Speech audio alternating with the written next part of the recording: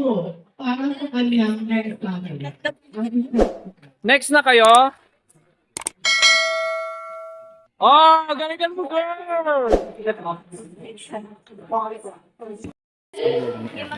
Nakita ko rin kung aking Susunod na sila, Erna. lahat ng aking ginawa nung ako'y nag-aaral na katulad ninyo at noong ako'y nagkaroon ng pagkakataon na sa buwain ang wika Pilipino nung nabigyan kami ng beka na mag-aral ng wikang Filipino ang asignaturang Filipino doon sa SMU Baguio City. Alam nyo ang hirap magsalita ng Ready na. Ready na kayo. Go, go, go, go, go. Aray, aray, hulat na. Go. sa aking mensahe,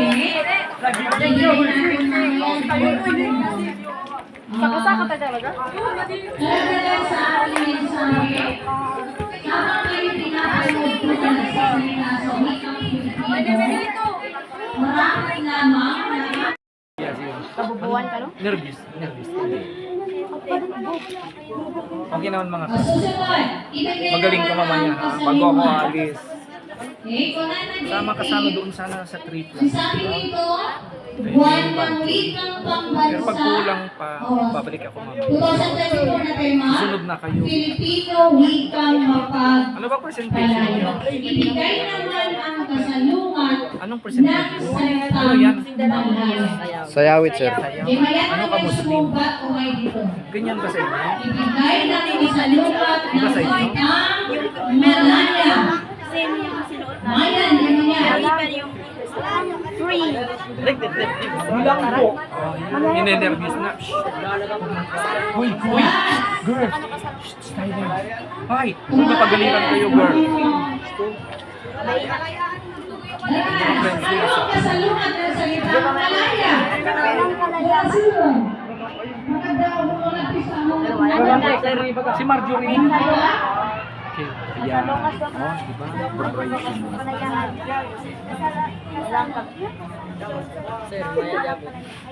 Kulong, nakakulong, buwas, another. Walang kalayaan. Okay, kulong, nakakulong, mahigpit. Oh, next na kayo mga girls. Try ko. Nakod. Sagot kayo! Go! Nabilanggo. Sagot, Erna. Bihag. Ano yun? Ano ba yung question? Bihag. Okay? Upat. Kalayaan.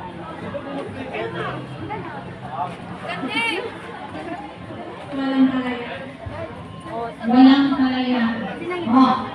Ano yung pinakamalapit na Diyos ko? Ano yung sa lugsudan nyo, dahil din ay balog na karwa?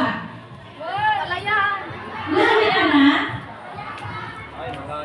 Okay, Erna. Sa school pinanggalingan mo may mga ganito? May presentation din?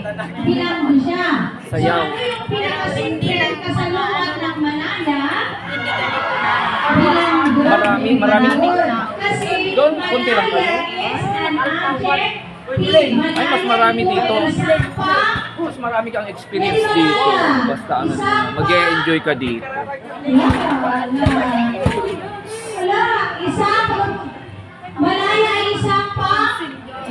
Yes, wala na kang mga dagbibandanan. Nagtatapon na. Malaya. Naiinap ka na. Oh, next na. Oh, ilang seconds na lang. Kaya, ang best na kasalungan niya ay bilanggo. Hindi ba sa tatay? Sumagot ka kung may question, may prize. Sa bali, Kahit wrong. Pupunta, last year lang. wrong po, sir, may Alam mo niya, Irene first day last year. nakakulong. Ang pangalan ng bisita ay Irene. Ang akala ni Irene, siya ang kinakausap. Pupunta sa stage, pero yung supervisor pala. Nakakulong. Doon sa linyal first day, dami. Asan na siya? Nasyak din ako. Ba't nandun si Irene sa taas? Kapangalan niya pala yung bisita. Kaya mo nakakulong. Okay, so dapat kasi pinakamalapit na okay, Oh, last ayun na. Okay. Oh, get ready na. Get ready na, guys. Ano ang gusto Sino kayo? sabihin Get ready na. ng acronym team na KWP. Good luck to everyone. Na Galingan. siyang Okay, bye. I love you today. Okay, okay, punta na ako sa baba. ating Kasama ang sayaw at awit upang maghatid ng isang kwento o mensahe. Bagamat hindi ito karaniwang kilala bilang isang tradisyonal na anyo ng sining sa Pilipinas, ito ay naging bahagi ng mga pagtatama sa mga pahalan, mga panipala at mga pagdiriwang na naglalayong pag-isahin ang dalawang mahalagang elemento ng sining, ang musika at ang gawa.